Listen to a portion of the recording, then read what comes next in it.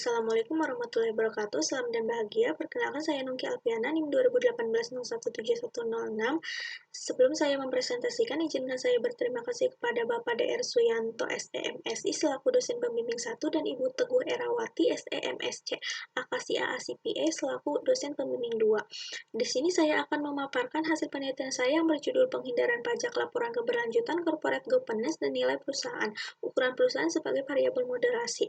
Langsung saja pada latar belakang penelitian. Fokus penelitian ini adalah nilai perusahaan yang dapat menjadi pedoman bagi kreditur dan investor dalam mengambil keputusan investasi. Nilai perusahaan didefinisikan sebagai indikasi kemampuan perusahaan untuk memperoleh keuntungan dan merupakan persepsi investor terhadap perusahaan yang sering dikaitkan dengan harga saham. Dapat pula menjadi pedoman bagi investor dalam mengambil keputusan investasi. Semakin tinggi harga saham suatu perusahaan, maka semakin tinggi nilai perusahaan. Karena semakin meningkat nilai perusahaan, maka meningkat pula kesejahteraan para pemegang saham. Fenomena terkait nilai perusahaan, salah satunya penurunan harga saham yang paling tertekan adalah indeks saham sektor barang konsumsi sepanjang tahun 2019.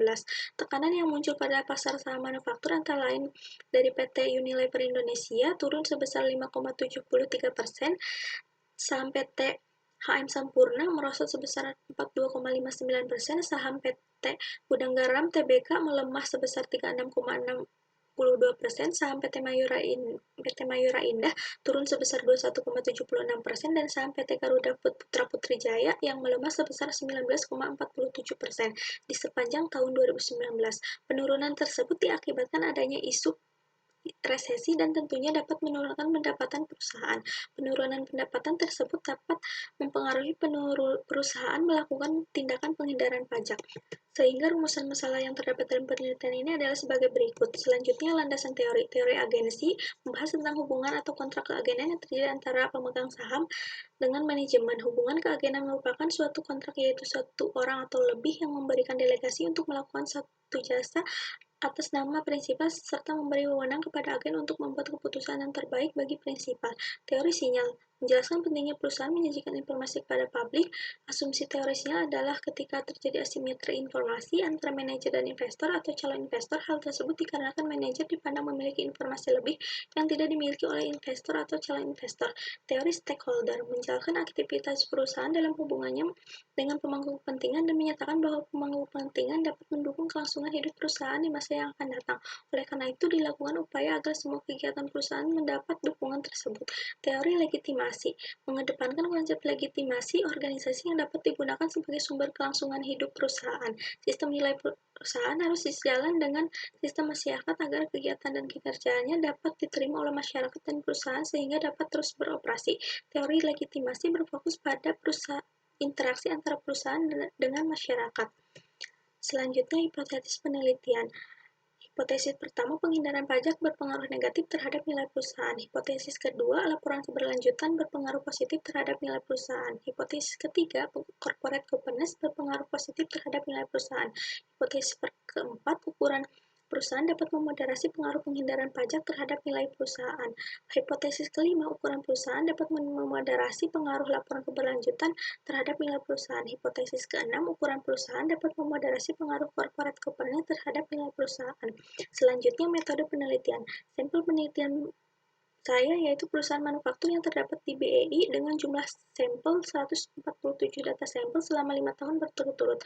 Variabel yang digunakan variabel independen, penghindaran pajak, laporan keberlanjutan, dan corporate governance. Variabel dependennya, nilai perusahaan, variabel moderasinya, ukuran perusahaan. Teknik pengambilan sampel menggunakan purposive sampling. Analisis data yang digunakan yaitu uji statistik, uji asumsi klasik, uji analisis regresi linear berganda, uji MRA.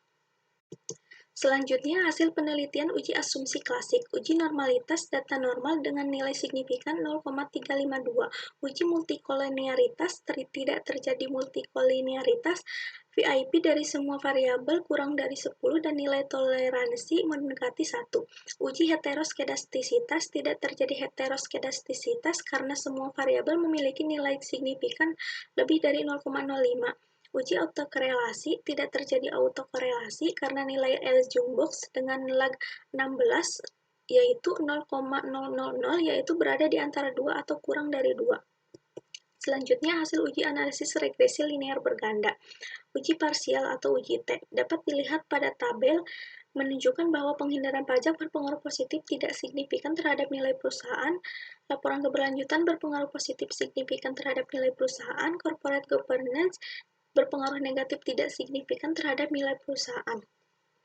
Selanjutnya, uji simultan atau uji F dapat dilihat pada tabel, yaitu penghindaran pajak, laporan keberlanjutan, dan corporate governance berpengaruh signifikan terhadap nilai perusahaan.